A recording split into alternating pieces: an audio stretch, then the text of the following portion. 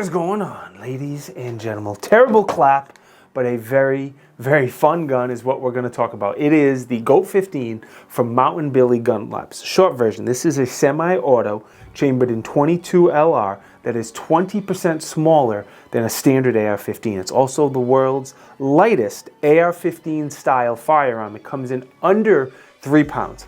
Unloaded without all the stuff I put on there, but it comes in under 3 pounds. This thing weighs nothing. Imagine this thing with a suppressor and an FRT trigger and a much higher capacity magazine. How much fun would that be? Let's start with the stock and move our way forward as usual. It's available in a rifle, a pistol, and an SBR configuration, whichever you prefer. Obviously, I have the rifle configuration here. It comes with a very basic stock. It looks kind of like a shrunken down A2 stock. It has a slot in the back for running a sling if you'd like. It is adjustable. As you see, there is a little bit of wobble and wiggle to it. It's not the most solid lockup. And then the buffer tube that it sits on, this is actually a bufferless system. We'll take a look at that when we open the gun up later. But it's a 7-position buffer, so there's a lot of adjustability for different sized people. Now, all of the controls here are going to be pretty much the same as an AR-15. They're just smaller. So starting with the charging handle, it's pretty much the same as an AR-15 charging handle. It doesn't pull as far back, and it's significantly smaller, but how it works and operates is the same. Very similar with the grip. The grip is just like an A2 style grip, just much, much smaller. If you have massive hands, you may not love this grip. For me and for my 12-year-old son, absolutely fine. Now, there is a screw in the inside of the grip, so eventually if someone else or Mountain Billy or whatever makes different size grips, you may be able to swap this out to something you like a little bit better or bigger or whatever. We'll see how that goes in the future. But like a lot of parts on this, the grip and the stock, those are proprietary parts. Okay, let's chat about the trigger. The trigger is pretty darn nice. It's also a proprietary trigger. It's a single stage trigger with not a lot of creep, a good reset. It breaks around 4 pounds. The trigger is solid. We are going to take a break so you can get up close and personal with the trigger. It's one thing, just one thing I want to tell you about. In the video description, there's a link that says video build links or something like that. It takes you over to my website. If you want links to this, if I can find you a good deal or any coupon codes or the accessories I have on here or anything else, YouTube now makes me put the links on my website instead of YouTube. Silliness, but that's the game we have to play. Anyway, let's go take a break and take a close up and personal look at the trigger.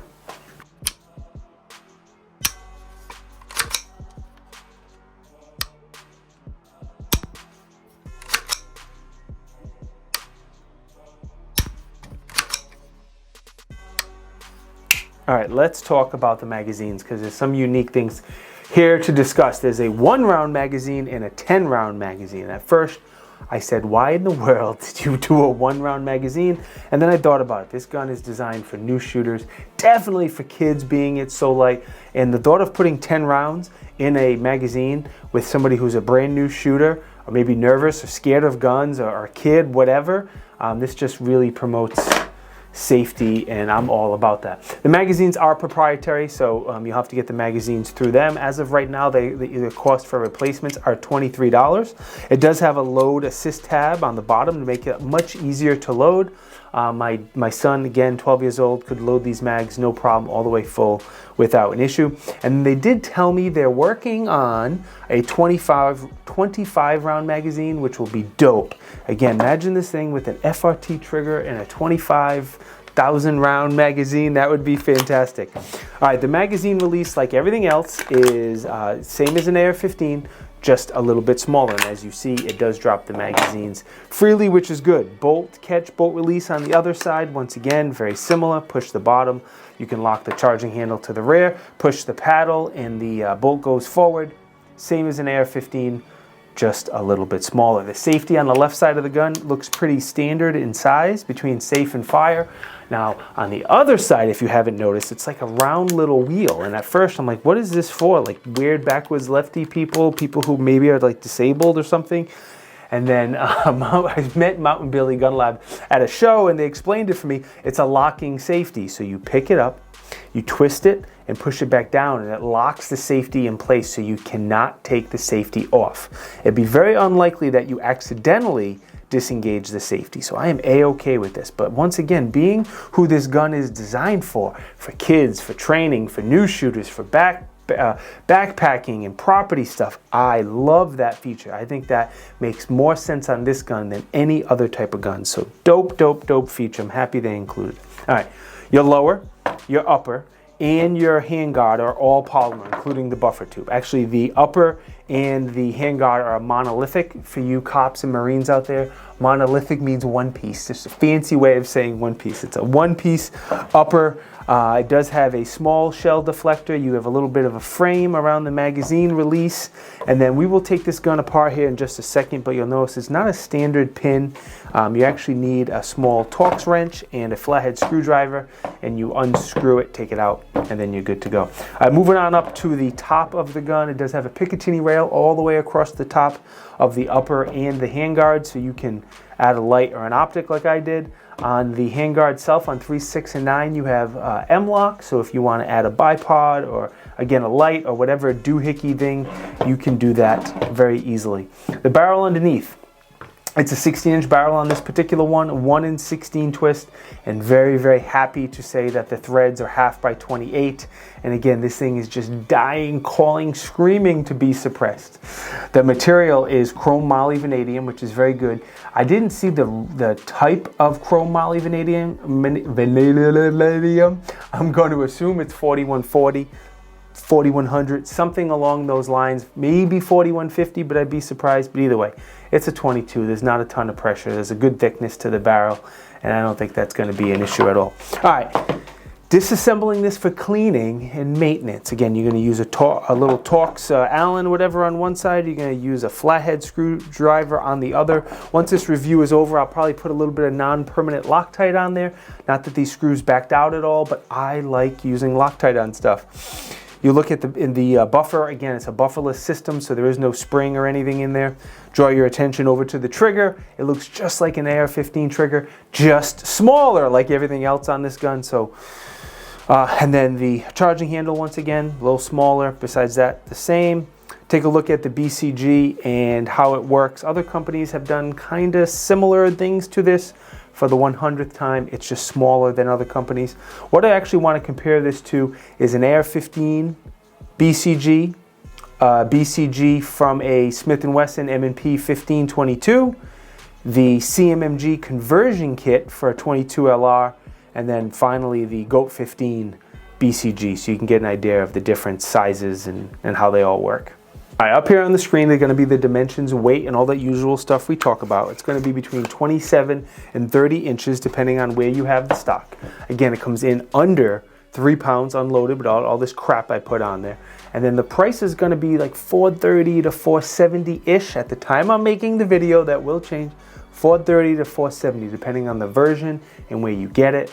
All that typical stuff. As always, I'll try to put some links on my website and hopefully find you guys a good deal. And then it is made in the USA. I forgot to mention that earlier. Shame on me. Made in the USA for that price is fantastic. The last thing I want to look at is the dimensions and the weight of this compared to a standard 1522. I think the biggest competitor for this gun is a 1522. They're much bigger, and these are both 16-inch barrels, but it's much bigger, it's much heavier. You do have less proprietary parts in the 1522. Still has proprietary magazines, but I think that's the biggest competitor between the two of them. All right, let's talk about testing. I brought this to the range 7 or 8 times. I have roughly 400 rounds, I have roughly 500 rounds through it. My son has an additional roughly 200 rounds through it, and then my nephew has about 50 rounds or so. I'm not going to show my son shooting at all. One of the videos I've done previously, I got some sort of child endangerment warning from YouTube, so right now I'm a little hesitant to show him shooting. I will say that this is by far his favorite gun to shoot now. He still loves the Hammerly bolt action gun. He loves that. That, again, it's just a little big. He's always loved the 1522. Great gun. It's just a little big and heavy for him. Again, he is 12 years old. So this being a little smaller, a little lighter, he can do a little bit of running and gunning with me and move around and transitions easier. He doesn't need to bench rest it. He can hold it. So it's fantastic for somebody like that. As far as the shooting I did, though, it was just plinking. It was just having fun, shooting steel, transitions, high ready, low ready, normal stuff. Overall, it was extremely reliable through the 4 different types of ammo we shot through it. There was a couple of failure to fires, like I would expect. You know, you're shooting 600-700 rounds through a 22 LR. I totally expect a few failure to fire. Looking at the round that didn't fire, looked at the case, it was clearly struck well, and the ammo didn't go off. So I blame that on bad ammo, not on the gun, but you decide that. I always put that ammo back in the magazine, and some people yell at me for this, but I don't care. I put it back in, fire it again, and it did fire. So take that for what it's worth. All right, biggest pro for me is obviously the size. We've said it 100 times in this video, probably sick of hearing me say it, but the size has gotta be the biggest advantage to this firearm. And then second, it is just so much fun to shoot, being it's so small and so light. It's been very reliable through my testing. The locking safety is dope. The single round magazine is dope. And I really love that it is made in the United States. I don't have any cons of it at all. If I was going to design something like this, is exactly how I would design. I hope somebody comes out with nicer stocks and nicer grips, but that's just personal preference. I want to remind you of all the proprietary parts. So if there's something on here you don't like, that may or may not be a deal breaker for you. For me, it's not. I think it's dope. I'm gonna shoot the snot out of this going forward, and my son will definitely shoot the snot out of it going forward. I think overall it makes a lot of sense if you are looking for just a small light gun, just to plink and have fun at the range. If somebody is not the strongest individual, whether it's somebody older or somebody younger, like a kiddo, like I mentioned, makes a lot of sense there. Hiker, backpacker, prepper, someone just going around their property, any of those things. This absolutely makes sense, especially the small AR pistol with a little stock on it, or a folding stock or something. That's the one I should have ordered. That one looks awesome. Okay, thank you to Mountain Billy Gun Lab. Newer company, greatly appreciate them sending one out for me and my son to shoot. Really appreciate their support. If you would like to support the channel, please consider subscribing. The likes and the comments are great. They help, no doubt. But the subscriptions is really what I need. My subs are still way down. I'm trying to get to 100,000 subs. So if you think I deserve it, click the button. I thank you. Santa thanks you. Be good. Stay blessed.